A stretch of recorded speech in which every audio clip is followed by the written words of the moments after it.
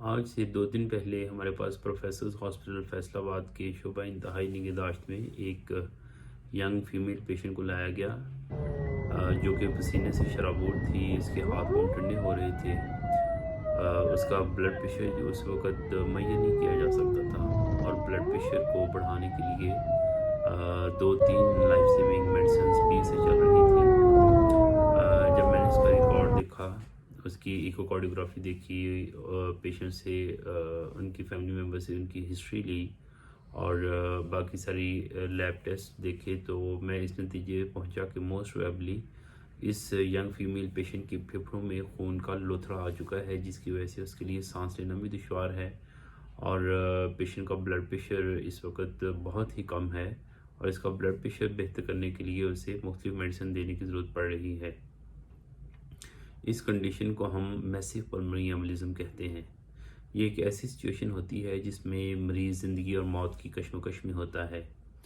جب مریض کی حالت اس قسم کی ہو تو پھر مریض کے مزید ٹیسٹ جیسے پھیپھڑوں کا سی ٹی اسکین اور دوسرے ٹیسٹ کرنے کی بھی بعض دفعہ آپ کے پاس مہلت نہیں ہوتی اور آپ کو فوری طور پہ فیصلہ کرنا ہوتا ہے کہ مریض کی جان بچانے کے لیے آپ نے کیا کرنا ہے.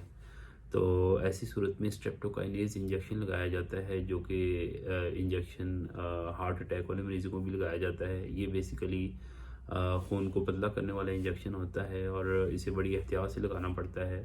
اس کے لیے ضروری ہوتا ہے کہ ایک سینئر اسپیشلسٹ ڈاکٹر مریض کے پاس موجود ہو اور شعبہ انتہائی نگہداشت میں مریض کو رکھ کے اس کے پاس ہر قسم کی فیسیلیٹیز جس میں کارڈک مانیٹر، ڈیفیبریلیٹر، وینٹیلیٹر اور اس کی جان بچانے کے لیے ہر قسم کا انتظام ہونا چاہیے. گھر والوں کی اجازت سے جب ہم نے یہ انجیکشن لگانا شروع کیا تو آہستہ آہستہ کچھ گھنٹوں میں مریض کی حالت بہتر ہونا شروع ہو گئی اور اس کا بلڈ پریشر بھی پہلے کی نسبت بہتر ہو گیا. جبکہ دوسری طرف کچھ ڈاکٹرز جو انہیں شروع میں دیکھ رہے تھے ان کا خیال تھا کہ شاید مریض کو ڈپریشن کا اٹیک ہے یا وہ بہت زیادہ انگزائٹی کا شکار ہے، جس کی وجہ سے اس میں یہ علامات آ رہی ہیں.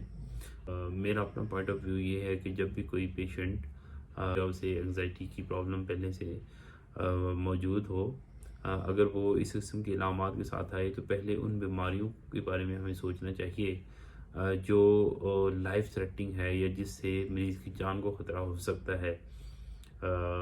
اس کے بعد جب مریض بہتر ہو جائے تو ہم دوسری بیماریوں کے بارے میں سوچ سکتے ہیں. Thank you.